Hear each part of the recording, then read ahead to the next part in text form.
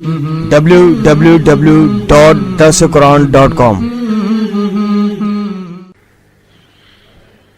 الحمد للہ وحدہ والصلاة والسلام على من لا نبی بعدہ اما بعد فاعوذ باللہ من الشیطان الرجیم بسم اللہ الرحمن الرحیم والفجر وليال عشر والشفع والوتر واللیل اذا یسر هل في ذلك قسم لذي حجر ألم تر كيف فعل ربك بعاد إرم ذات العماد التي لم يخلق مثلها في البلاد وثمود الذين جابوا الصخر بالواد وفرعون ذي الأوتاد الذين طغوا في البلاد فأكثروا فيها الفساد فصب عليهم ربك سوط عذاب إن ربك لبالمرصاد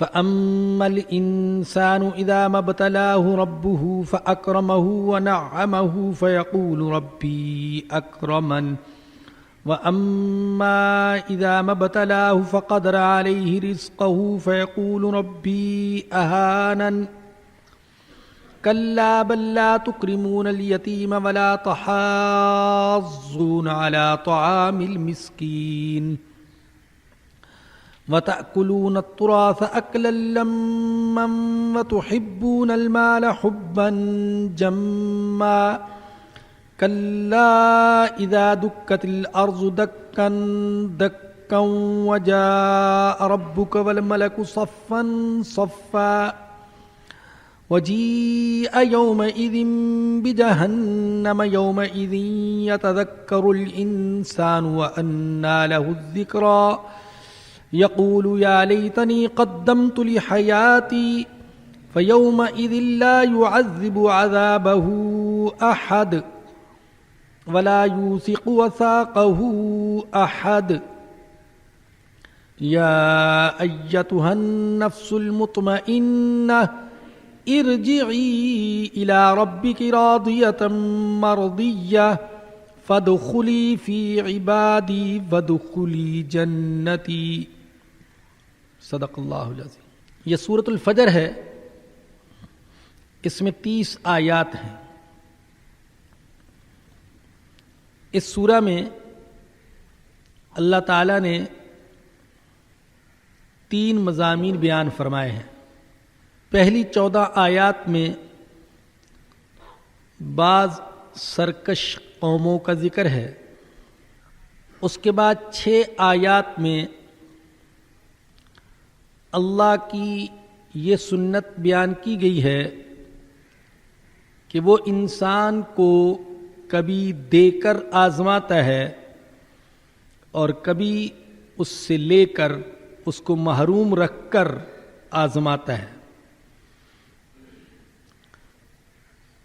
تیسرے نمبر پر 10 آیات میں قیامت کی ہولناکیوں کا بیان ہے اور یہ بتایا گیا ہے کہ انسان اس دن 2 قسموں میں تقسیم ہو جائیں گے.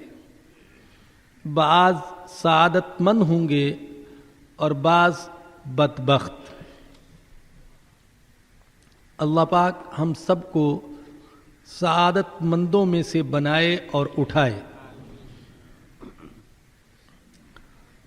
سورت کی ابتدا میں اللہ نے 4 چیزوں کی قسمیں کھائی ہیں.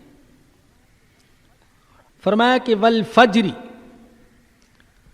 فجر کی قسم. فجر کا وقت بڑا مبارک وقت ہے. دن کا آغاز ہوتا ہے. کائنات انگڑائی لے کر جاگ اٹھتی ہے. چرند پرند اس وقت اللہ کی تسبیح میں مشغول ہوتے ہیں. انسان کے لیے عبادت اور مناجات کا وقت ہے.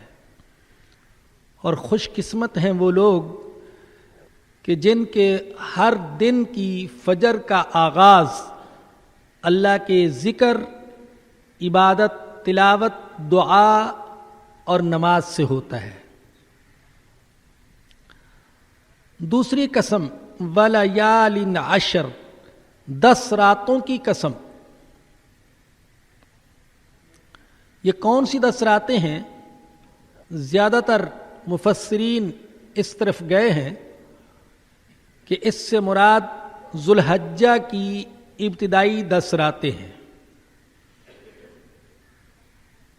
یہ ابتدائی 10 دن وہ ہیں جس میں اہل ایمان حج کے مناسک اور حج کے اعمال کی طرف متوجہ ہوتے ہیں۔ عاشقوں کے دل میں محبت اور عشق کا شعلہ روشن ہوتا ہے، کیونکہ حج ایسی عبادت ہے کہ جس میں عشق اور محبت کا پہلو غالب ہے۔ ہر عبادت کا اپنا الگ ڈھنگ، رنگ، اسلوب، ذائقہ اور کیفیت ہے۔ حج جو ہے یہ عاشقانہ عبادت ہے، اور ان 10 راتوں کی حدیث میں بھی بڑی فضیلت آئی ہے۔ بخاری اور ترمذی میں حضرت عبداللہ بن عباس رضی اللہ عنہما کی روایت ہے، فرمایا کہ ذوالحجہ کے جو ابتدائی 10 دن ہیں ان میں اعمال صالحہ کی قدر و قیمت سال بھر کے بقیہ سارے ایام سے زیادہ ہے۔ تو یہ بڑے قیمتی 10 دن اور بڑی قیمتی 10 راتیں ہیں۔ ولیال عشر، 10 راتوں کی قسم۔ والشفع والوتر، جفت کی قسم اور طاق کی قسم۔ اس کائنات میں جو کچھ ہے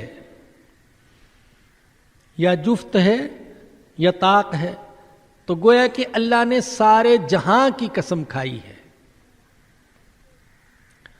بلکہ حقیقت تو یہ ہے کہ اس کائنات کی ہر چیز جوڑا جوڑا ہے سوائے اللہ پاک کی ذات کے، جیسا کہ حضرت عبداللہ بن عباس رضی اللہ عنہما سے روایت ہے، وہ فرماتے ہیں کہ اللہ وتر وانتم شفع، ایک اللہ صرف طاق ہے، باقی سارے کے سارے جفت اور جوڑا اور شفع ہے۔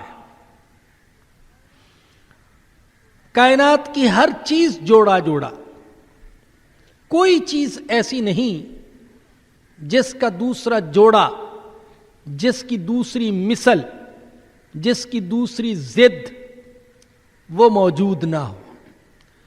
سمندر جوڑا جوڑا، جنگل جوڑے جوڑے، جن جوڑے جوڑے، انسان جوڑا جوڑا، شمس و قمر جوڑا جوڑا، آسمان زمین یہ جوڑا جوڑا، درخت یہ جوڑا جوڑا، نباتات جوڑا جوڑا، ہر حیوان جوڑا جوڑا، ہر کیڑا مکوڑا جوڑا جوڑا، بلکہ بے جان چیزوں میں بھی اگر آپ دیکھیں، صفات و اخلاق میں دیکھ لیں، تو ہر چیز کا جوڑا موجود ہے، اس کی ضد یا اس کی جنس موجود ہے۔ ایمان ہے تو کفر بھی ہے، محبت ہے تو نفرت بھی ہے، غصہ ہے تو نرمی بھی ہے، حسد ہے تو ایثار بھی ہے۔ آپ رنگوں کو دیکھ لیں، رنگ بھی جوڑا جوڑا، کالا ہے تو سیاہ ہے، نیلا ہے تو پیلا ہے۔ آپ کیفیات کو دیکھ لیں، آپ ذائقے کو دیکھ لیں، اس کائنات کی ہر چیز جوڑا جوڑا دکھائی دے گی سوائے اللہ پاک کی ذات کے، کہ اللہ ایک ہے اور اس کا کوئی جوڑا نہیں ہے۔ قل هو اللہ احد اللہ الصمد لم یلد ولم یولد ولم یکن لہ کفوا احد۔ قرآن کریم نے اس وقت دعویٰ کیا تھا جس وقت کے کوئی سائنسی تحقیق نہیں ہوئی تھی. وَمِن كُلِّ شَيْءٍ خَلَقْنَا زَوْجَيْنِ, ہم نے ہر چیز کا جوڑا جوڑا پیدا کیا ہے. لَعَلَّكُمْ تَذَكَّرُونَ, تاکہ تم نصیحت حاصل کرو.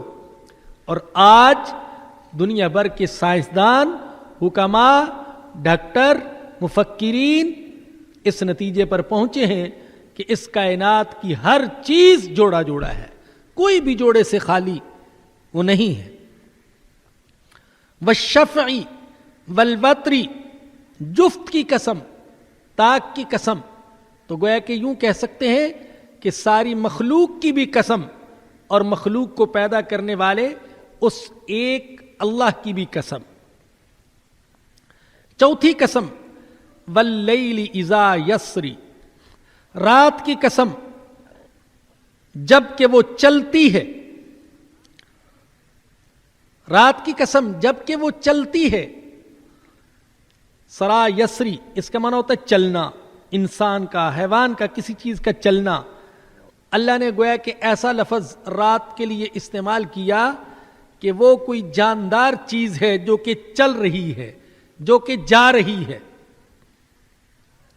رات جانے کے لیے ہے. رات کے بعد صبح کا آنا یقینی ہے. ایسا نہیں ہے کہ ہمیشہ رات رہے گی, رات کے بعد صبح آ کر رہے گی. باطل اور کفر یہ بھی ایک رات ہے, ایک ظلمت ہے, ایک اندھیرا ہے, ایک تاریکی ہے. یہ باطل ہمیشہ نہیں رہے گا, حق کا سویرا ہو کر رہے گا. اللہ پاک کے ہاں حق کے سویرے کے لیے جو وقت مقرر ہے وہ وقت آئے گا اور حق کا سویرا ہوگا.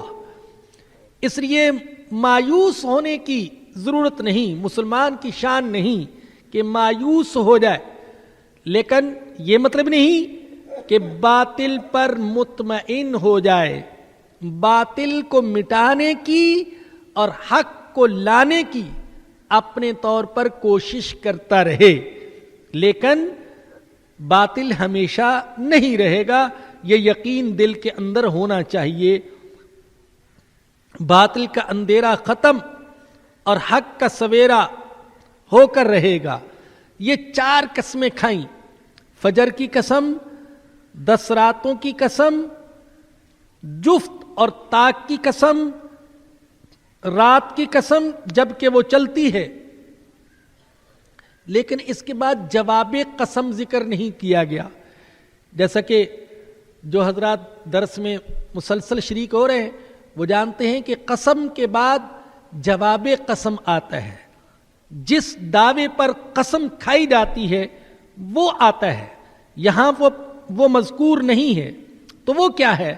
وہ یہاں پر کلام سے محذوف ہے, کلام میں ذکر نہیں کیا گیا لیکن مراد ہے. اور وہ کیا؟ اقسم لکم ان ہؤلاء المجرمین سیعذبون, میں اللہ ان ساری چیزوں کی قسمیں کھا کر کہتا ہوں کہ ان مجرموں کو عذاب دیا جائے گا, میں ان کو ایسے نہیں چھوڑوں گا. پھر فرمایا کہ حل فی ذالک قسم لذی حجر, کیا اس میں قسم ہے اہل عقل کے لیے؟ جو میں نے 4 قسمیں کھائی ہیں تو کیا ان 4 قسموں میں کچھ سبق ہے تمہارے لیے؟ الم تر کیف فعل ربک بعاد, کیا تم نے نہیں دیکھا کہ تیرے رب نے قوم عاد کے ساتھ کیسا معاملہ کیا؟ کون سی قوم عاد؟ ارم ذات العماد, عاد ارم, لمبے لمبے ستونوں والی. عاد, قوم عاد 2 گزری ہیں, عاد اولا اور عاد ثانیہ. قوم سمود کو بھی عاد کہا جاتا ہے, یہ عاد ثانیہ ہے, لیکن یہ قوم سمود یعنی عاد ثانیہ یہ عاد اولا سے 200 سال بعد ہوئی ہے. تو فرمایا کیا تم کو پتہ نہیں تمہارے رب نے قوم عاد کے ساتھ کیا کیا؟ یعنی عاد ارم لمبے لمبے ستونوں والے، ذات العماد، لمبے لمبے ستونوں والے، لمبے ستونوں والے، لمبے ستونوں۔ اس کا ایک مطلب تو یہ ہے کہ ان کے قد ستونوں جیسے تھے، لمبے لمبے قد، اور اپنے قد آور ہونے پر ان کو بڑا ناز تھا۔ اور دوسرا مطلب یہ ہے کہ وہ اونچی اونچی ستونوں والی عمارتیں بناتے تھے، عمارتیں بنانے کا ان کو بڑا شوق تھا۔ سورہ شعراء میں اللہ نے فرمایا اتبنون بکل ریع آیۃ تعبثون وتتخذون مصانع لعلکم تخلدون وَإِذَا بَطَشْتُمْ بَطَشْتُمْ جَبَّارِينَ، کیا تم ہر اونچے ٹیلے پر کوئی عمارت بنا دیتے ہو اور ایسے مکانات بناتے ہو گویا کہ تمہیں ہمیشہ رہنا ہے، اور جب کسی پر گرفت کرتے ہو تو بڑے ظالم اور جابر بن کر گرفت کرتے ہو۔ فَاتَّقُوا اللَّهَ وَأَطِیعُونِ، اللہ سے ڈرو اور میری اطاعت کرو۔ یوں لگتا ہے کہ جیسے یہ آج کے مسلمانوں سے خطاب ہے۔ آج کے بہت سے متمول اصحاب ثروت اور ارباب اقتدار مسلمان وہی کام کرتے ہیں جو قوم عاد کرتی تھی۔ محلات، بنگلے، وسیع و عریض کوٹھیاں، عجیب و غریب عمارات وہ بناتے چلے جاتے ہیں۔ ہر ملک میں ایک محل بنا لیتے ہیں جس میں بعض اوقات سال میں صرف چند دن قیام کرنا ہوتا ہے، اور ہم اخبارات میں جو پڑھتے رہتے ہیں تو اس سے پتہ چلتا ہے کہ ہمارے ہاں کے ایک ایک ڈپٹی کمشنر کا بنگلہ اور کوٹھی وہ یورپ کے بعض بادشاہوں کے محلات اور مکانات سے بھی زیادہ وسیع و عریض ہوتے ہیں۔ تو قوم عاد کے اندر یہ ایک خرابی پائی جاتی تھی، زندگی سے شدید محبت، وسیع و عریض مکانات، بلند و بالا عمارتیں، اللہ کی مخلوق پر جبر و قہر، ظلم و ستم، کسی پر گرفت کرتے تو بڑی سختی سے گرفت کرتے۔ التی لم یخلق مثلھا فی البلاد، خود اللہ کہتے ہیں کہ قوم عاد ایسی تھی کہ اس جیسی قوم شہروں میں پیدا نہیں کی گئی، اس جیسی قد آور اور طاقتور قوم دنیا میں نہیں گزری۔ بعض تفاسیر میں لکھا ہے کہ ان کا ایک ایک فرد ایسی بھاری چٹان اٹھا لیتا تھا جسے 10 افراد بڑی مشکل سے اٹھا سکے، ایک ایک فرد اٹھا لیتا تھا۔ جب زمین پر چلتے تو زمین تھر تھراتی تھی۔ اس قوت و طاقت نے ان کو دھوکے اور غرور میں مبتلا کر دیا، اور قرآن کہتا ہے وہ خود کہنے لگے من اشد منا قوہ، ہم سے زیادہ طاقتور کون ہے۔ انہیں اپنی طاقت پر بڑا ناز تھا۔ اللہ نے انہیں سب سے ہلکی چیز سے ہلاک کیا۔ سب سے ہلکی چیز ہوا ہے۔ سورۃ الحاقہ میں ہے وَأَمَّا عَادٌ فَأُهْلِكُوا بِرِيحٍ صَرْصَرٍ عَاتِيَةٍ سَخَّرَهَا عَلَيْهِمْ 7 لَيَالٍ و8 أَيَّامٍ حُسُومًا فَتَرَى الْقَوْمَ فِيهَا صَرْعَىٰ كَأَنَّهُمْ أَعْجَازُ نَخْلٍ خَاوِيَةٍ 7 دن اور 8 راتیں مسلسل ہوا چلتی رہی۔ ہوا نے اٹھایا اور اٹھا اٹھا کر ان کو پٹخا۔ اللہ کہتا ہے ایسے لاشیں پڑے ہوئے تھے جیسے کھجور کے تنے اور کھجور کے سڑے ہوئے درخت ہوتے ہیں، ایسے پڑے ہوئے تھے۔ وَثَمُودَ الَّذِينَ جَابُوا الصَّخْرَ بِالْوَادِ، دوسری قوم کا ذکر کیا۔ کیا تم نے نہیں دیکھا قوم سمود کو جو وادی میں پتھروں کو تراشتے تھے؟ اس سے مراد قوم صالح ہے۔ یہ تبوک اور مدینہ کے درمیان رہتے تھے۔ ان کے اندر بڑے بڑے انجینئر، کاریگر اور صناع اور معمار پیدا ہوئے۔ سورہ شعراء کی آیت نمبر 149 میں اللہ نے فرمایا وَتَنْحِتُونَ مِنَ الْجِبَالِ بُيُوتًا فَارِهِينَ، وہ تکبر سے اکڑتے ہوئے پہاڑوں کو تراش تراش کر اس میں اپنے مکانات بناتے تھے۔ بعض تفاسیر میں لکھا ہے کہ انہوں نے 1700 شہر تعمیر کیے اور ہر شہر سنگ مرمر سے بنا ہوا، اور عمریں اتنی طویل تھیں کہ 300 سال اور 500 سال کی عمر ان میں سے بعض کو عطا کی گئی۔ ان کو بھی اپنی مادی طاقت نے، ظاہری طاقت نے گھمنڈ میں مبتلا کر دیا، اللہ کا عذاب آیا اور یہ زلزلے سے سارے کے سارے ہلاک ہو کر رہ گئے۔ تیسری قوم جس کا اللہ نے یہاں ذکر فرمایا وَفِرْعَوْنَ ذِي الْأَوْتَادِ، کیا تم نے نہیں دیکھا کہ اللہ نے میخوں والے فرعون کے ساتھ کیا کیا؟ میخوں والا فرعون، ذی الاوتاد، اوتاد وتد کی جمع ہے، وتد میخ کو کہتے ہیں، کیل کو کہتے ہیں، لیکن عربی زبان میں اوتاد کا معنی بلند عمارت بھی ہے۔ فرعونیوں نے بھی بلند و بالا عمارتیں بنائیں۔ یاد رکھیے کہ فرعون کسی ایک بادشاہ کا نام نہیں تھا، فرعون ایک عہدے پر فائز ہونے والے کا نام تھا، اس لیے فرعون تاریخ میں ایک نہیں گزرا، فرعون کئی گزرے ہیں۔ اور قرآن کی سچائی پر قربان جائیے کہ قرآن نے کسی فرعون کا نام نہیں لیا، فرعون جو عہدے کا عنوان تھا اس کو تو ذکر کیا، لیکن متعین طور پر کسی فرعون کا نام نہیں لیا ہے۔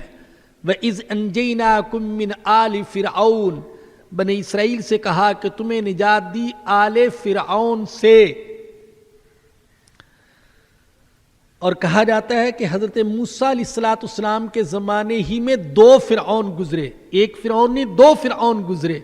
اگر تاریخ سے واقعی یہ بات ثابت ہو جائے کہ حضرت موسیٰ علیہ السلام کے زمانے ہی میں 2 فرعون گزرے تو اس سے قرآن کی صداقت ثابت ہوتی ہے کہ قرآن نے ایک متعین فرعون کا ذکر نہیں کیا بلکہ اس عہدے پر فائز ہونے والے کا نام ذکر کیا۔ تو قرآن کی سچائی پر حرف نہیں آتا، لیکن وہ کتابیں جن میں کسی ایک متعین فرعون کا ایک شخص کا نام ذکر کیا گیا، تو اگر تاریخ سے ثابت ہو جائے کہ ایک شخص نہیں تھا حضرت موسیٰ علیہ السلام کے زمانے میں حکمران، 2 تھے، تو پھر ان کتابوں کی سچائی پر حرف آئے گا۔ تو فرعون اس عہدے پر فائز ہونے والا، تو یہ ایک تو انہوں نے بلند و بالا عمارتیں بنائیں۔ احرام مصر تو آپ جانتے ہیں، دنیا کے جو 7 عجائبات ہیں ان میں سے ایک عجوبہ احرام مصر بھی ہے۔ اس زمانے میں چٹانوں کو تراش تراش کر انہوں نے اپنے مقبرے کے طور پر جو احرام بنائے، آج تک کے سائنسدان اور صناع اور کاریگر اور انجینئر ان کی ذہانت پر، ان کی مسلسل محنت پر حیران اور ششدر ہیں، کس طریقے سے ان عمارتوں کو بنایا گیا۔ تو یہ معنی بھی ہو سکتا ہے بلند و بالا عمارتوں والے فرعون، اور اوتاد کا معنی لشکر بھی ہے، لشکروں والے فرعون۔ اور اس کا ایک معنی یہ بھی کیا گیا کہ فرعون اپنے مخالفین کے ہاتھوں میں کیلیں ٹھوک دیا کرتے تھے، تو فرمایا کہ وہ فرعون ذی الاوتاد، کیا تم نے دیکھا نہیں میخوں والے فرعون کے ساتھ تیرے رب نے کیسا معاملہ کیا؟ الذین طغوا فی البلاد، جنہوں نے شہروں میں سرکشی کی، فاکثروا فیہا الفساد، بہت زیادہ فساد برپا کر دیا، ظلم کرتے تھے، قتل کرتے تھے، اللہ کے حکموں کو توڑتے تھے، معاصی میں غرق تھے تو کیا ہوا؟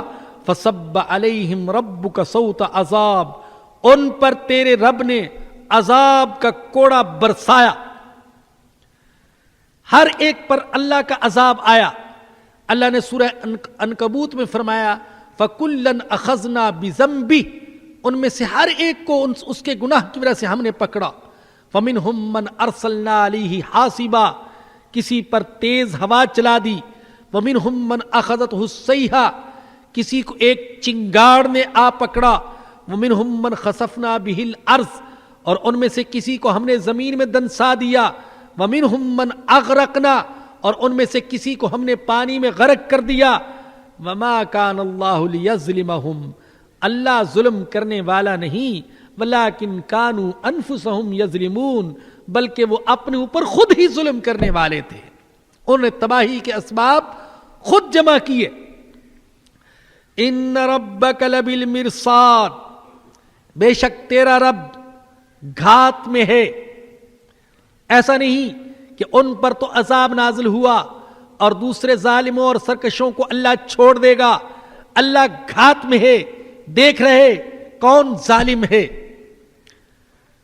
اس کو ایک وقت تک ڈھیل تو دیتے ہیں، لیکن ایسا نہیں ہو سکتا کہ کبھی اس پر اللہ کا عذاب نہ آئے۔ جو ظالم ہیں ان پر اللہ کا عذاب آ کر رہے گا، آج کے ظالم ہوں، ماضی کے ظالم ہوں یا مستقبل کے ظالم ہوں، یہ حقیقت ہے، قرآن کی بیان کردہ سچائی ہے۔ اگر ابھی تک کچھ ظالموں کو اللہ نے ڈھیل دے رکھی ہے تو حقیقت یہ ہے کہ میری ناقص سوچ تو یہ ہے کہ ایسا لگ رہا ہے کہ بڑے ظالم چھوٹے ظالموں پر ظلم کر رہے ہیں۔ ہاں، ایسی ہی کچھ صورت ہے، بڑے ظالم چھوٹے چھوٹے ظالموں پر ظلم کر رہے ہیں۔ یہ ہمارے عالم اسلام کے حکمران یہ چھوٹے چھوٹے ظالم ہیں، اللہ نے ان پر امریکہ جیسے بڑے ظالم کو مسلط کر رکھا ہے، لیکن اللہ پاک ظالم کو پکڑے گا، یہ اللہ کا وعدہ ہے۔ جب ہم نے واقعی اپنے آپ کو اس قابل بنا دیا کہ اللہ کی نصرت نازل ہو، اللہ ہماری مدد فرمائے، تو ظالم کا ہاتھ پکڑا جائے گا۔ ان ربک لبالمرصاد، بے شک تیرا رب گھات میں ہے۔ فَأَمَّا الْإِنسَانُ إِذَا مَا ابْتَلَاهُ رَبُّهُ فَأَكْرَمَهُ وَنَعَّمَ،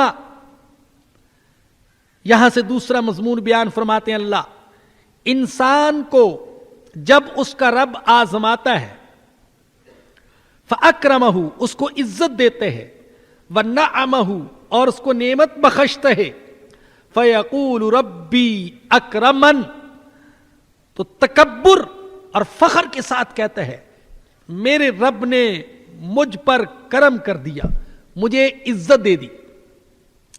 اگر یہ کلمہ شکر کے طور پر کہتا تو یہ کلمہ بڑا اونچا کلمہ تھا کہ میرے رب نے مجھے نواز دیا، میرے رب کا میرے اوپر بڑا کرم ہے، لیکن وہ یہ کلمہ شکر کے طور پر نہیں کہتا بلکہ فخر اور تکبر کے طور پر کہتا ہے، میں عزت والا ہوں اس لیے کہ میرے پاس مال و دولت کی کثرت ہے، عہدہ ہے، کرسی ہے، اقتدار ہے، اولاد ہے، بنگلہ ہے، کوٹھی ہے، کار ہے، ان چیزوں کو باعث عزت سمجھتے ہیں کہ جس کے پاس یہ چیزیں ہوں وہ عزت والا ہے۔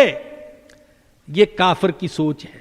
وَأَمَّا إِذَا مَا ابْتَلَاهُ فَقَدَرَ عَلَيْهِ رِزْقَهُ فَيَقُولُ رَبِّي أَهَانَنِ، لیکن اللہ اگر اس کو دوسرے طریقے سے آزماتا ہے اور اس پر روزی تنگ کر دیتے ہیں تو کہتا ہے میرے رب نے مجھے ذلیل کر دیا، میں تو ذلیل ہو گیا۔ یہ شخص مال و دولت کی کثرت کو عزت کی دلیل سمجھتے ہیں اور فقر اور غربت کو ذلت کی دلیل سمجھتے ہیں، لیکن میں نے عرض کیا کہ یہ کافر اور فاسق و فاجر کی سوچ ہے، مسلمان کی یہ سوچ نہیں۔ مسلمان کی سوچ تو یہ ہے کہ عزت ایمان اور اعمال سے ہے، مال کا ہونا ضروری زندگی گزارنے کے لیے، لیکن مال کا ہونا یہ اللہ کے نزدیک کسی کے محترم اور مکرم ہونے کی نشانی نہیں ہے۔ اور کسی نے کہا ہے کہ عزت الدنیا بالاعمال و عزت الآخرتی بالاعمال، دنیا کی عزت تو مال سے ہے، لیکن آخرت کی عزت اور اللہ کے ہاں عزت اعمال سے ہے۔ ان اکرمکم عند اللہ اتقاکم، اللہ کے نزدیک تم میں سے سب سے زیادہ عزت والا وہ ہے جو سب سے زیادہ تقوی والا ہے۔ رزق تو اپنے اپنے مقدر اور اپنے اپنے نصیب کے مطابق ملتا ہے۔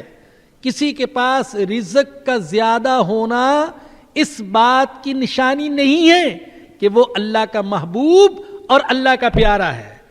اگر مال کی کثرت اللہ کے محبوب ہونے کی نشانی اور مال کی قلت اور غربت اللہ کے ناراض ہونے کی نشانی ہے، معاذ اللہ، تو پھر تو اس کا یہ مطلب ہوا کہ موسیٰ علیہ السلام سے اللہ ناراض تھا اور فرعون سے اللہ راضی تھا، ہارون علیہ السلام سے اللہ ناراض تھا اور قارون سے اللہ راضی تھا، اور ابو جہل سے اللہ راضی تھا اور ہمارے آقا حضرت محمد الرسول اللہ صلی اللہ علیہ وسلم سے اللہ ناراض تھا۔ مال کی کثرت یہ اللہ کے محبوب ہونے اور اللہ کے راضی ہونے کی نشانی نہیں ہے۔ ایک حدیث میں مسند احمد میں روایت ہے کہ ہمارے آقا صلی اللہ علیہ وسلم نے فرمایا، ان اللہ قسم بینکم اخلاقکم، اللہ نے تمہارے درمیان تمہارے اخلاق بھی تقسیم کیے ہیں، جیسا کہ تمہارے درمیان اللہ نے رزق کو تقسیم کیے ہے۔ اور فرمایا کہ وَإِنَّ اللَّهَ يُؤْتِ الدُّنْيَا لِمَنْ يُحِبُّ وَلِمَنْ لَا يُحِبُّ، اللہ دنیا اپنے محبوب کو بھی دیتے ہیں اور اپنے دشمن کو بھی دیتے ہیں۔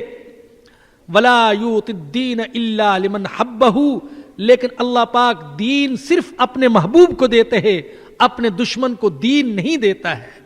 کسی کے پاس دین، ایمان، اخلاق اور اعمال صالحہ کا ہونا یہ اس بات کی دلیل ہے کہ اللہ اس سے راضی ہے۔ اگر اللہ اس سے راضی نہ ہوتا تو اس کو اپنے دین پر چلنے کے لیے، دین کی خدمت کے لیے، دین پر عمل کے لیے قبول نہ فرماتا۔ مسلمان کی شان یہ ہے کہ وہ ہر حال میں اللہ کی رضا پر راضی رہے، وہ دے تو بھی راضی رہے اور وہ محروم رکھے تو بھی راضی رہے۔ یہ بات سمجھانے کی نہیں، بار بار سمجھا چکا ہوں۔ اس کا یہ مطلب نہیں ہے کہ اگر کوئی بیمار ہے تو اپنی بیماری کا علاج نہ کرے، بے روزگار ہے تو روزگار تلاش نہ کرے، غریب ہے تو اپنے حالات کو بدلنے کی کوشش نہ کرے۔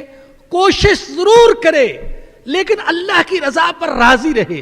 اب کوشش کے باوجود میں بیمار ہوں، صحت مند نہیں ہوتا، علاج کرتا ہوں، تو مجھے چاہیے کہ میں بیماری میں بھی اللہ کی رضا پر راضی رہوں۔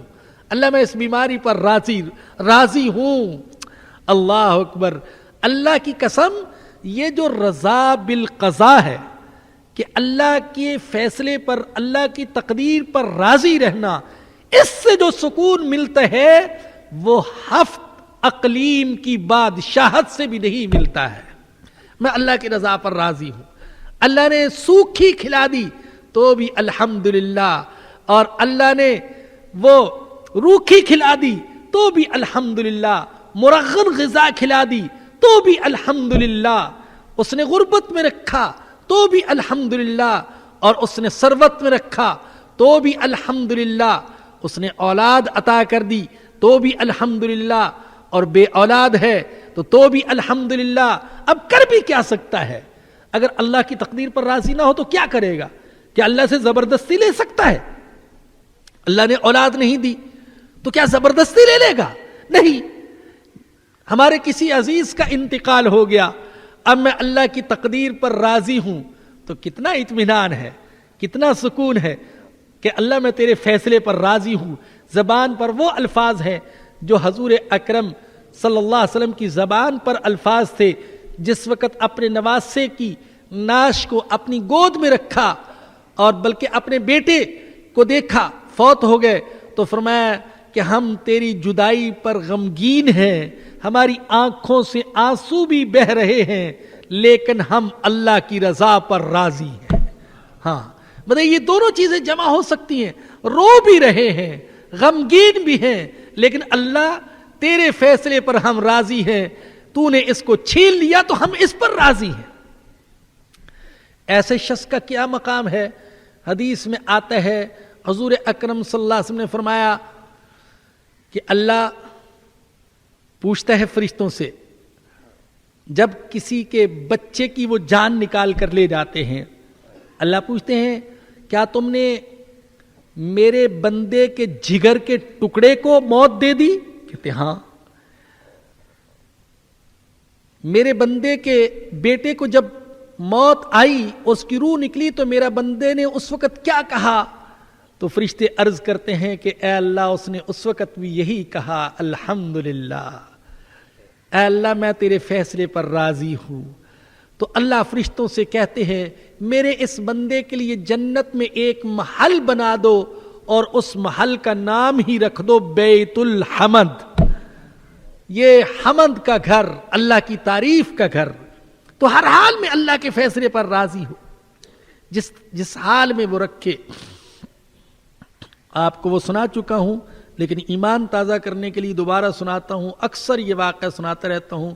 حضرت میاں صدیق صاحب رحمہ اللہ درد گردہ میں مبتلا تھے، اور درد گردے کی وجہ سے اپنے کمرے میں گرمیوں کی دوپہر میں ریت ڈلوا لیتے، سادہ زمانہ، اور اس پر لوٹتے پوڑتے تھے، اور ریاستی اور فارسی زبان کو ملا کر ایک شعر بنایا ہوا تھا، وہ پڑھتے رہتے تھے۔ وہ کیا تھا؟ لطف سجن دم بدم قہر سجن گاہ گاہ۔ وہ جو سجن ہے، وہ جو اللہ ہے، وہ جو حقیقی دوست ہے، اس کا لطف و کرم تو ہر وقت ہوتا ہے، لیکن اس کی طرف سے تکلیف اور پریشانی کبھی کبھی ہوتی ہے، کبھی کبھار تکلیف اور پریشانی بھی ہو جاتی ہے۔ لطف سجن دم بدم قہر سجن گاہ گاہ، ایویں سجن واہ واہ تے اوویں سجن واہ واہ۔ وہ اس حالت میں رکھے تو بھی ہم واہ واہ کہیں گے، اور اس حالت میں رکھے تو بھی ہم واہ واہ کہیں گے۔ ابھی پچھلے دنوں مجھے ریل گاڑی میں سفر کا موقع ملا، اب بعض ساتھی ایسے پوچھتے ہیں ارے آپ اکیلے سفر کر رہے ہیں، آپ کو کوئی تکلیف محسوس نہیں ہوتی؟ میں نے کہا نہیں، میں تو اللہ کا اتنا شکر ادا کرتا ہوں، اتنا شکر ادا کرتا ہوں جس کی کوئی حد نہیں۔ میں نے کہا اللہ کے بندے، مجھ سے لاکھوں لوگ ایسے ہیں جو مجھ سے گھٹیا زندگی، تکلیف والی زندگی گزار رہے ہیں، تو کیا میں ان کو نہ دیکھوں اور اپنے لیے سہولتوں کو دیکھتا رہوں؟ تو الحمدللہ جب اس بات کو دیکھتا ہوں تو دل کی گہرائی سے اللہ کا شکر نکلتا ہے۔ تو بندہ کر بھی کیا سکتا ہے؟ تو اگر تقدیر پر راضی رہے تو اطمینان بھی مل جائے گا۔ بچہ فوت ہو گیا، کوئی عزیز فوت ہو گیا، اسرائیل سے چھین کر اس کو واپس تو نہیں لے سکتا اس کی روح کو، لیکن الحمدللہ کہے گا تو اللہ پاک کی رضا بھی اس کو حاصل ہو جائے گی۔ تو جتنا اطمینان اور سکون اس رضا بالقضاء میں ہے کہ وہ جس حال میں رکھے میں راضی ہوں، لیکن بار بار کہہ رہا ہوں اس کا یہ مطلب نہیں ہے کہ جس حال میں رکھے کہ کوشش ہی نہ کرے، کہ امت مسلمہ پستی کا شکار ہے، پستی سے نکلنے کی کوشش نہ کرے، ذلیل ہو رہی ہے، ذلت سے نکلنے کی کوشش نہ کرے، شکست پر شکست کھا رہی ہے، فتح کے حصول کے لیے کوشش نہ کرے، ٹیکنالوجی سے محروم ہے، ٹیکنالوجی کے حصول کے لیے کوشش نہ کرے، کہیں کہ ہم اللہ کی رضا پر راضی ہیں۔ نہیں، یہ شیطان کا ڈھکوسلہ ہے، یہ غلط ہے، یہ سوچ غلط ہے۔ ان دونوں چیزوں کا مطلب اور ہے، رضا بالقضاء بھی ہو اور ساتھ ساتھ کوشش اور محنت بھی ہو۔ یہ ہمارے آقا صلی اللہ علیہ وسلم کی تعلیم ہے اور یہ قرآن کی تعلیم ہے۔ تو فرمایا کہ یہ کافر اور فاسق و فاجر کی سوچ یہ ہے، اللہ دیتے بڑا خوش ہوتے، اکڑتا ہے اور کہتا ہے کہ معلوم ہوتا ہے اللہ مجھ سے راضی ہے، اور اللہ اس سے چھینتا ہے، رزق کی تنگی ہوتی ہے، کاروبار میں خسارہ ہوتا ہے تو کہتے میں تو ذلیل ہو گیا، اور سمجھتا ہے کہ یہ غربت اور یہ فقر اور یہ خسارہ گویا کہ اللہ کی نظر میں ذلیل ہونے کی نشانی ہے۔ فرمایا کلا، ہرگز نہیں، یہ سوچ غلط ہے، یہ جھوٹ ہے کہ دولت والا تو معزز اور غریب اللہ کی نظر میں ذلیل ہے، یہ سوچ غلط۔ مومن کی سوچ یہ ہے کہ اللہ اس کو دیتا ہے تو شکر کرتا ہے، اور اللہ اس سے لے لیتا ہے تو صبر کرتا ہے، اور جب اللہ اس کو دیتا ہے تو وہ دوسروں کے حقوق کو بھولتا نہیں ہے، وہ یتیموں کے حقوق نہیں بھولتا، مسکینوں کے حقوق نہیں بھولتا۔ لیکن اے کافرو، اے فاجرو، اے فاسقو، اے میرے نافرمانو، تم ان کے حقوق کو بھول جاتے ہو۔ کلا بل لا تکرمون الیتیم، تم یتیم کی قدر نہیں کرتے ہو۔ ولا تحاضون علی طعام المسکین، اور مسکین کو کھلانے پر ایک دوسرے کو ترغیب نہیں دیتے ہو، خود بھی نہیں کھلاتا مسکین کو، بھوکے کو، اور دوسروں کو ترغیب بھی نہیں دیتا۔ یہ گویا کہ بخل کا آخری درجہ ہے۔ عملاً کچھ نہیں کر سکتا تو زبان بھی نہیں ہلاتا کہ کسی کو ترغیب دے دے کہ بھئی یہ پریشان حال ہے، اس کی پریشانی دور کر دو، میرا پڑوسی ہے، میں جانتا ہوں اس کے حالات ابتری کا شکار ہیں، اس کے ساتھ تعاون کرنے کا زیادہ اجر و ثواب ہے، لیکن یہ زبان نہیں ہلاتا، میں کیوں کروں؟ وَلَا تَحَاضُّونَ عَلَىٰ طَعَامِ الْمِسْكِينِ وَتَأْكُلُونَ التُّرَاثَ أَكْلًا لَمًّا، اور تم وراثت کو سمیٹ کر کھا جاتے ہو۔ بہنوں کی وراثت، عورتوں کی وراثت، بچوں کی وراثت سمیٹ سمیٹ کر کھا جاتے ہو، ان میں میراث کو صحیح تقسیم نہیں کرتے ہو۔ زمانہ جاہلیت میں سوچ یہ تھی کہ میراث کے اندر بچوں اور عورتوں کا کوئی حق نہیں۔ ان کے ہاں گویا کہ اصول یہ تھا، وہ کہا کرتے تھے کیف نعطی المال من لا یرکب فرسا ولا یحمل سلاحا ولا یقاتل عدوا، جو گھوڑے پر سوار نہیں ہو سکتا اور ہتھیار اٹھا نہیں سکتا اور دشمن کا مقابلہ نہیں کر سکتا، اس کو میراث میں سے ہم کیسے حصہ دیں؟ تو گویا کہ عورتیں اور بچے یہ میراث سے محروم تھے۔ یہ قرآن کا طبقہ خواتین پر احسان عظیم ہے۔ قرآن نے عورتوں کا میراث میں حصہ بیان کیا، اور آپ کو یہ یاد ہونا چاہیے، یہ بات ذہن نشین ہونی چاہیے کہ پورے قرآن میں سورۃ الرجال، مردوں کی صورت تو کوئی نہیں، سورۃ النساء موجود ہے، عورتوں کی صورت، سورۃ النساء 4 پارے میں، اور اس صورت میں اللہ نے زیادہ تر خواتین کے حقوق آج ہماری بھولی بھالی سیدھی سادی بہنوں، بیٹیوں اور ماؤں کے ذہنوں میں یہ بات بٹھا دی گئی کہ معاذ اللہ، اسلام تو تمہیں حقوق نہیں دیتا، اور یورپ کی گندی تہذیب اور ثقافت تمہیں حقوق دیتی ہے۔ اور یہ حقوق کیا ہیں؟ بے پردہ پھرنے کے حقوق، معاذ اللہ عزت اور عصمت کو بے قیمت کرنے کا حق، اور بازار کی پتلیاں بنا دینے کا حق، اشتہاروں میں استعمال کرنے کا حق اور ہونے کا حق، اور عریانیت پھیلانے کا حق، اور مردوں کی ہوس پوری کرنے کا حق، اس کو حقوق سمجھ لیا گیا۔ یہ حقوق نہیں، حقوق تو وہ تھے جو اسلام نے عورت کو دیے تھے۔ حضور اکرم صلی اللہ علیہ وسلم نے جو عورت کو حقوق دیے ہیں، چاہے وہ مالی حقوق ہوں، معاشی حقوق ہوں، ازدواجی حقوق ہوں، اسلام نے عورت کے حقوق کی آواز اس وقت بلند کی جب دنیا کے بعض مباحث میں، بعض مذاہب میں یہ بحث ہو رہی تھی کہ عورت انسان بھی ہے یا کہ نہیں ہے، عورت کی انسانیت پر بحث ہو رہی تھی۔ اس وقت اسلام نے عورت کے حقوق بیان کی ہے اور بتایا کہ عورت مرد کی طرح حقوق رکھتی ہے۔ فرمایا کہ وَلِلرِّجَالِ عَلَيْهِنَّ دَرَجَةٌ، دوسرے وَلَهُنَّ مِثْلُ الَّذِي عَلَيْهِنَّ بِالْمَعْرُوفِ، فرمایا کہ جیسے عورتوں پر کچھ حقوق ہیں، عورتوں کے بھی کچھ حقوق ہیں۔ ماں کی حیثیت سے حقوق، بیٹی کی حیثیت سے حقوق، آپ اندازہ کیجئے، اور بیوی کی حیثیت سے حقوق۔ فرمایا کہ ماں کے قدموں کے نیچے جنت ہے، یہ اسلام نے بتلایا. فرمایا جو بیٹی کی صحیح پرورش کر لیتے میرے ساتھ ایسے ہوگے جنت میں جیسے ہاتھ کی یہ 2 انگلیاں ہیں.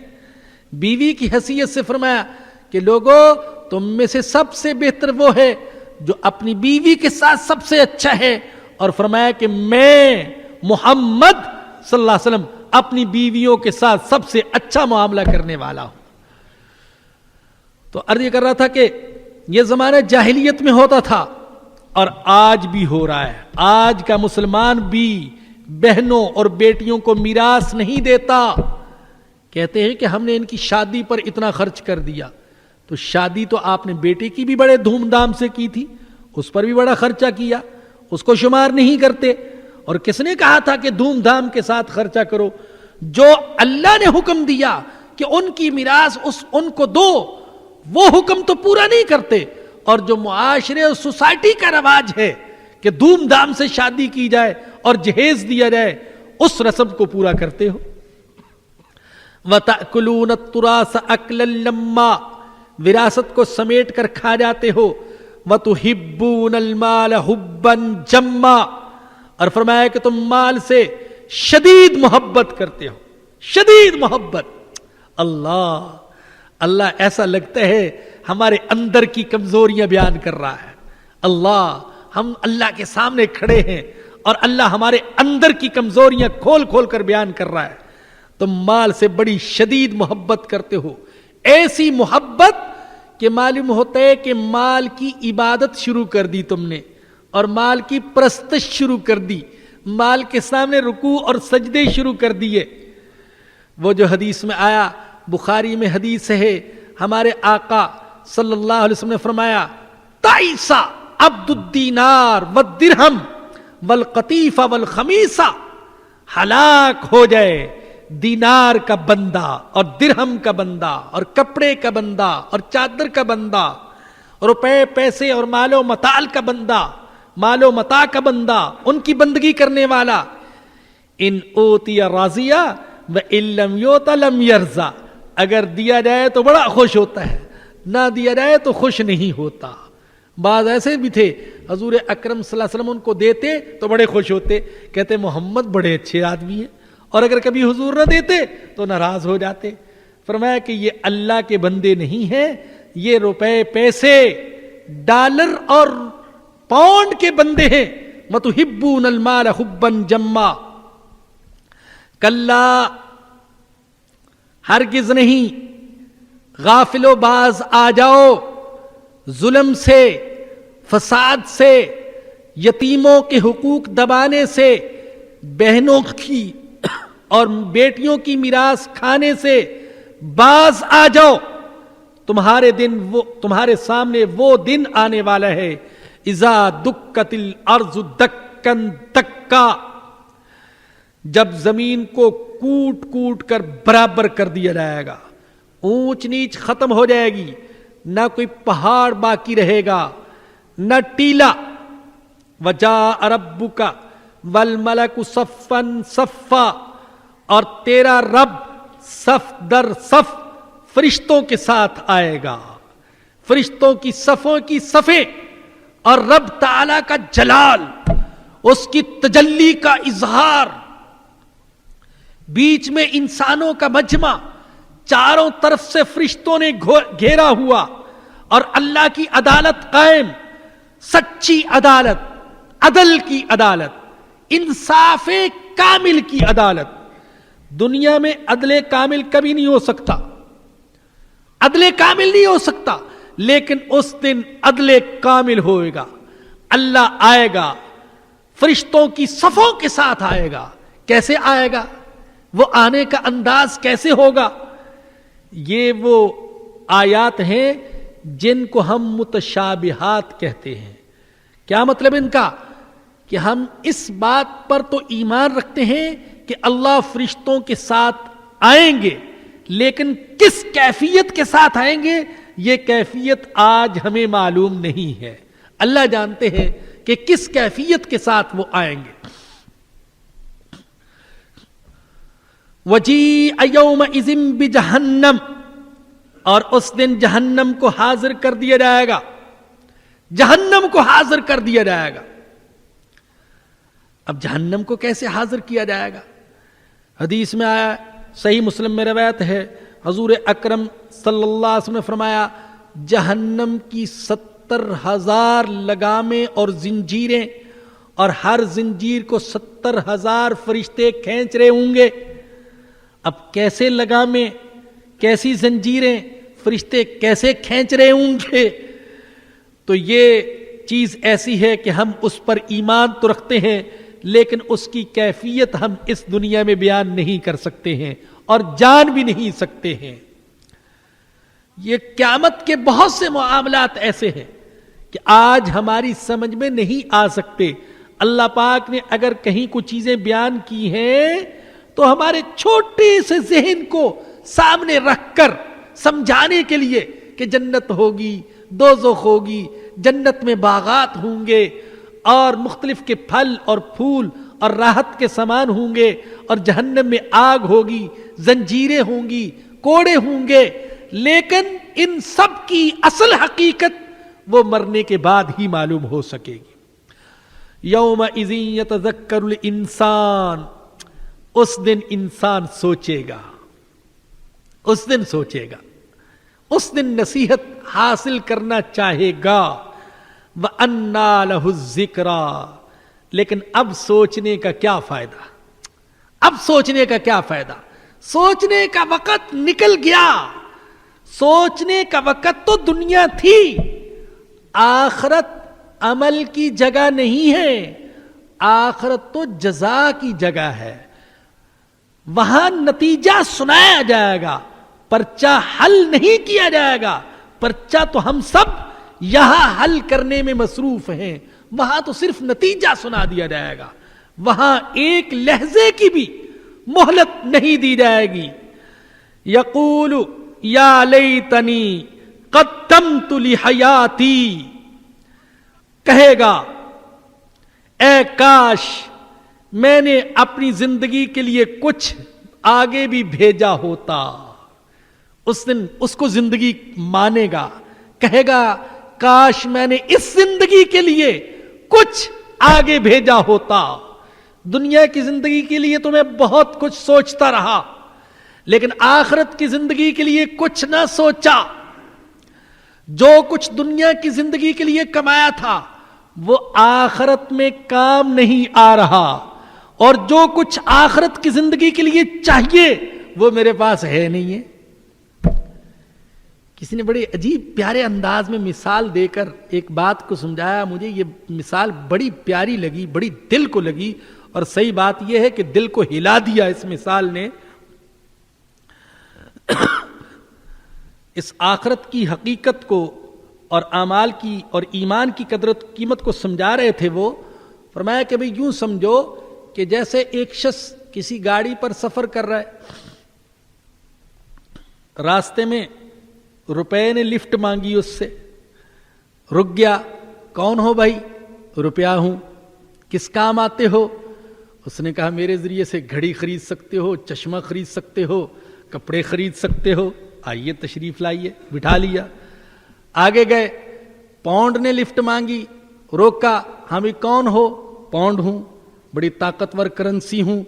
کس کام آ سکتے ہو؟ کوٹھی بنا سکتے ہو، بنگلہ بنا سکتے ہو، اور رسم و رواج پورے کر سکتے ہو. آئیے، آپ کی تو مجھے ضرورت ہے، آپ کی تلاش میں مارا مارا پھر رہا ہوں. ان کو بھی بٹھا لیا. آگے پاؤنڈ نے لفٹ مانگی، بھئی کس کام آتے ہیں؟ اس نے کہا میں تو اس وقت دنیا کا بادشاہ ہوں، میں بہت سارے کام کر سکتا ہوں.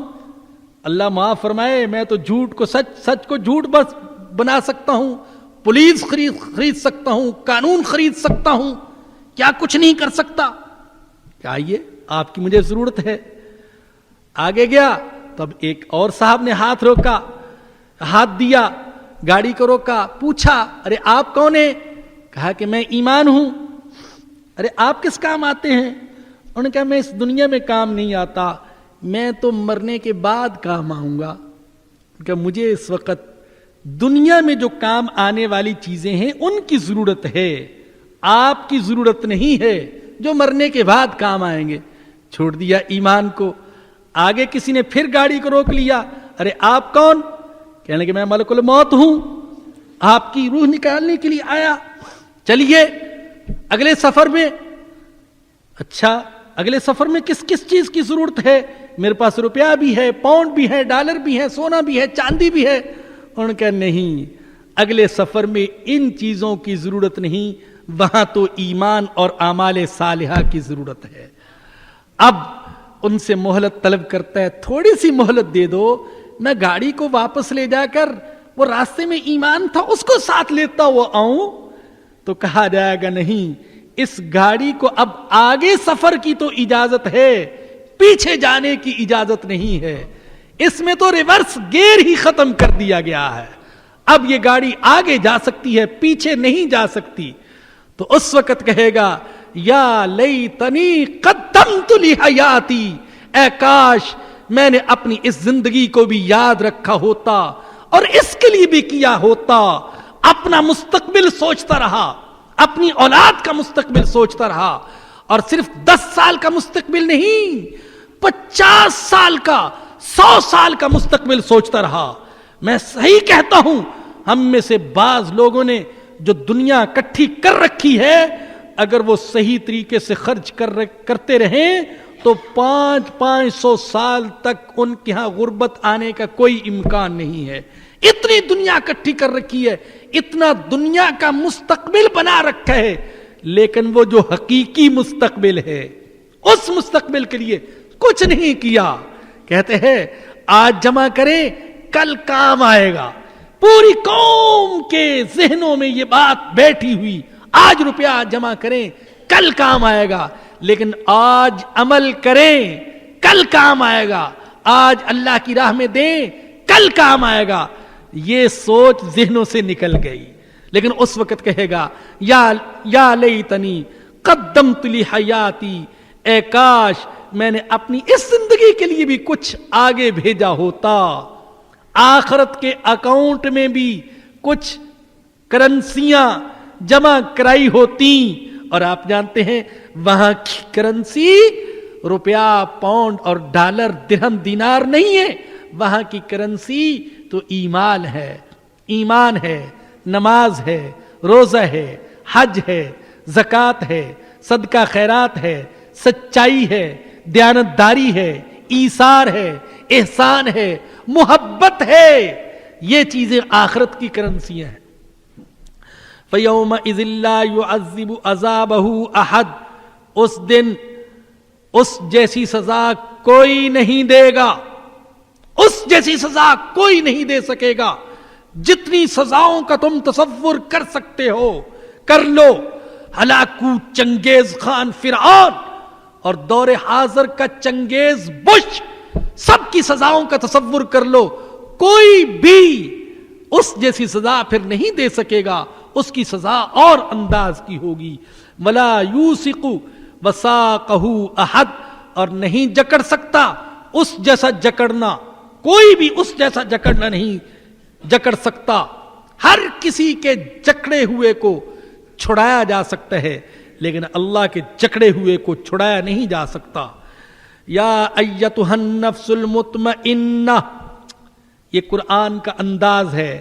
قرآن صرف جہنم کا ذکر نہیں کرتا, جنت کا بھی ذکر کرتا ہے.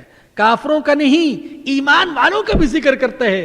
کہیں ایسا نہ ہو کہ بندے اللہ کی پکڑ کا ذکر سن کر مایوس ہی ہو جائے.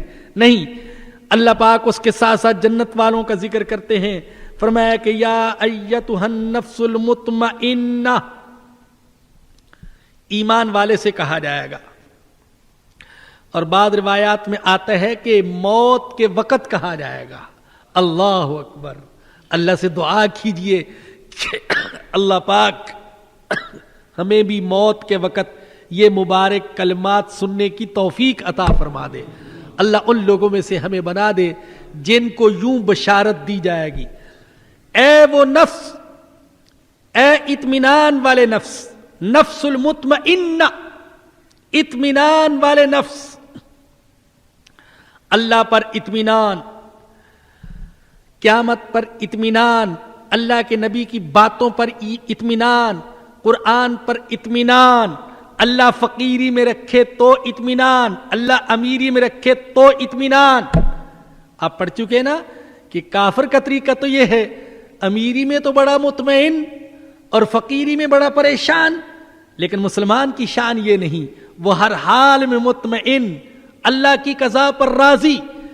یا ایتھا النفس المطمئنہ، اے اطمینان والے نفس، ارجعی الی ربک راضیۃ مرضیہ، لوٹ جا اپنے رب کی طرف۔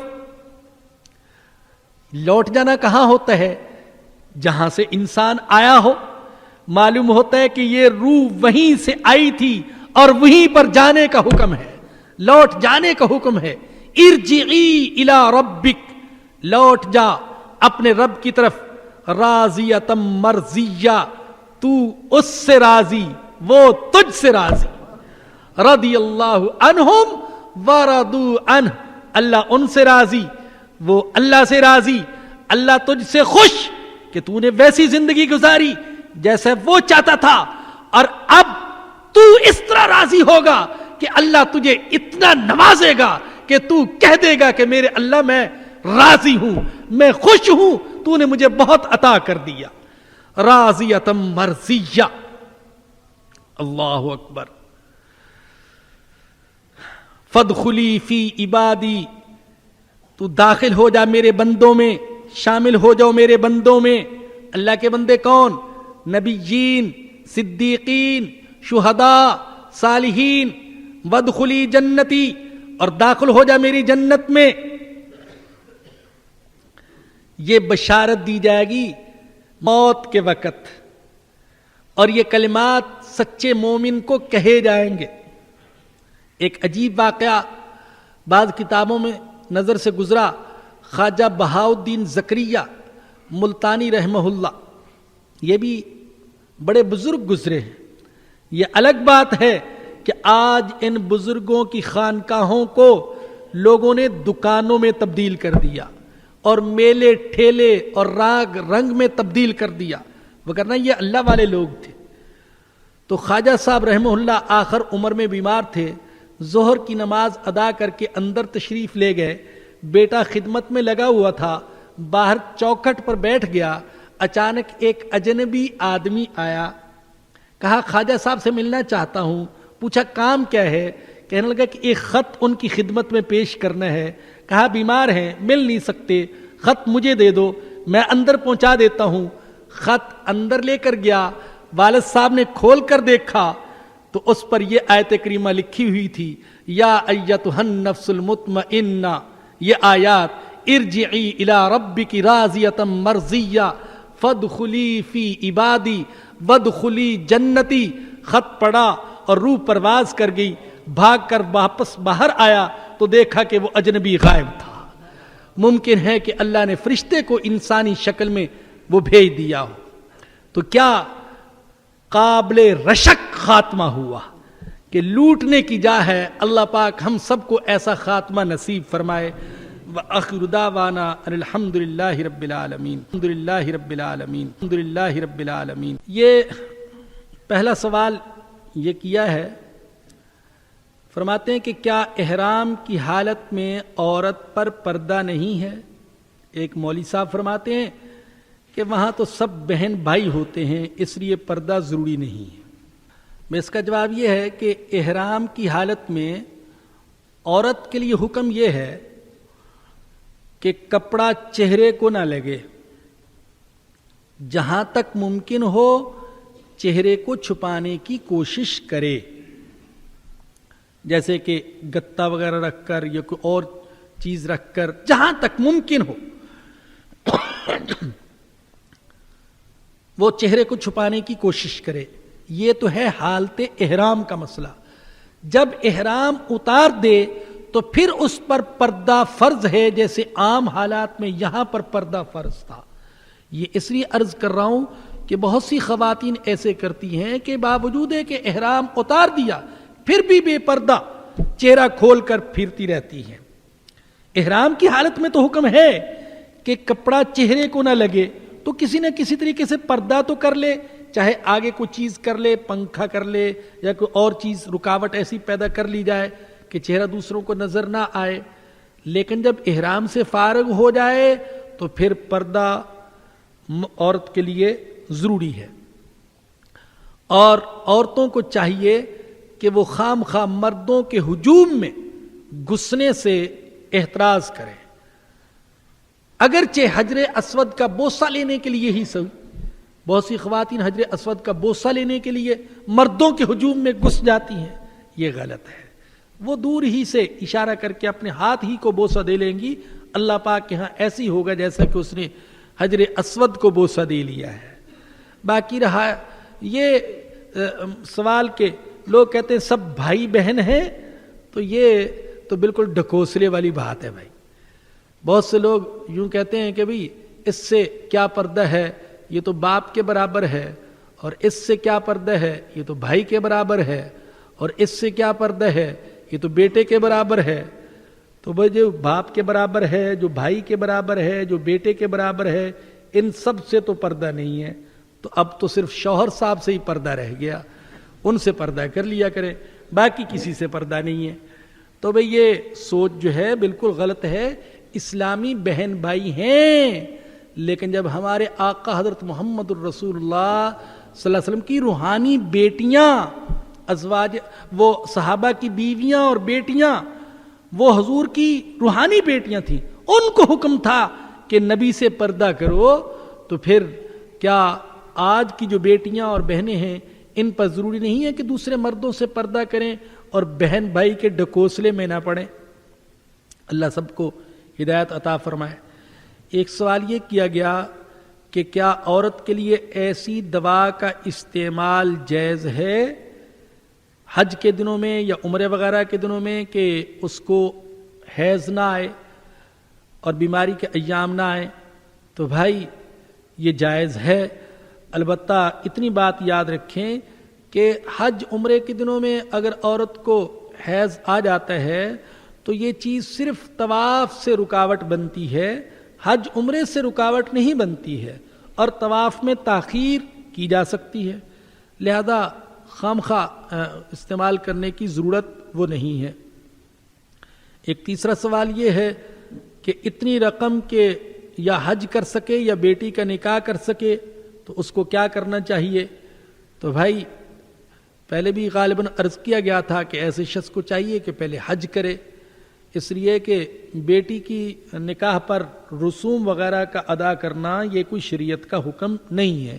جو صاحب استطاعت ہے، جو اخراجات برداشت کر سکتا ہے، اس کو حج کرنا چاہیے. ایک اور سوال ہے کہ کیا قرآن کی قسم کھانے سے قسم ہو جاتی ہے؟ تو بھائی قرآن کی قسم کھانے سے قسم ہو جاتی ہے، اور اس پر کفارہ بھی لازم آئے گا اگر اس نے قسم کو توڑ دیا. ہاں اس کے علاوہ اگر رسول کی قسم یا کسی انسان وغیرہ کی ایسی قسمیں کھائے تو اس سے قسم منعقد نہیں ہوتی اور توڑنے سے کوئی کفارہ بھی لازم نہیں ہو. الحمدللہ رب العالمین والصلاة والسلام علی سید الانبیاء والمرسلین. ربنا ظلمنا انفسنا وان لم تغفر لنا وترحمنا لنکونن من الخاسرین. اے الہ العالمین اپنے فضل و کرم سے ہمارے صغیرہ کبیرہ گناہوں کو معاف فرما دے. یا اللہ جو زندگی باقی ہے وہ تیرے حکموں کے مطابق اور تیرے سچے نبی کے سچے طریقوں کے مطابق گزارنے کی توفیق نصیب فرما دے. اے الہ العالمین، اے قدرت والے اللہ، اے اللہ ہمیں اپنے سچے بندے بننے کی توفیق نصیب فرما دے. یا اللہ ان بندوں میں سے بننے کی توفیق عطا فرما دے جن کو تو نے نفس مطمئنہ کا خطاب دیا ہے. اے اللہ ہمیں بھی موت کے وقت یا اللہ یہ خطاب سننے اور یہ آیات سننے کی توفیق عطا فرما دے. اے اللہ اپنے نیک بندوں میں ہمیں شامل فرما لے. اے اللہ اس درس قرآن کو قبولیت اور مقبولیت عطا فرما. اے اللہ اپنی بارگاہ میں قبول فرما. اے اللہ جو کوتاہی اور لغزش ہو جائے وہ معاف فرما دے، اپنے فضل و کرم سے معاف فرما دے. یا اللہ اس درس قرآن کو اور علوم قرآنیہ کو پھیلانے کے لیے جو دل میں عزائم ہیں، یا اللہ ان عزائم کو پورا کرنے کی توفیق نصیب فرما دے. یا اللہ تو مدد فرما دے. اے اللہ غیب کے خزانوں سے مدد فرما دے. اپنے فضل و کرم سے مدد فرما دے. اے اللہ خاتمہ ایمان پر فرمانا اور قیامت کے دن حضور اکرم صلی اللہ علیہ وسلم کی شفاعت نصیب فرمانا. ربنا آتنا فی الدنیا حسنۃ وفی الآخرۃ حسنۃ وقنا عذاب النار. ربنا تقبل منا انک انت السمیع العلیم وتب علینا انک انت التواب الرحیم. صلی اللہ تعالی علی رسولہ وخیر خلقہ سیدنا و مولانا محمد و آلہ و صحبہ و اہل بیتہ اجمعین آمین برحمتک یا ارحم الراحمین.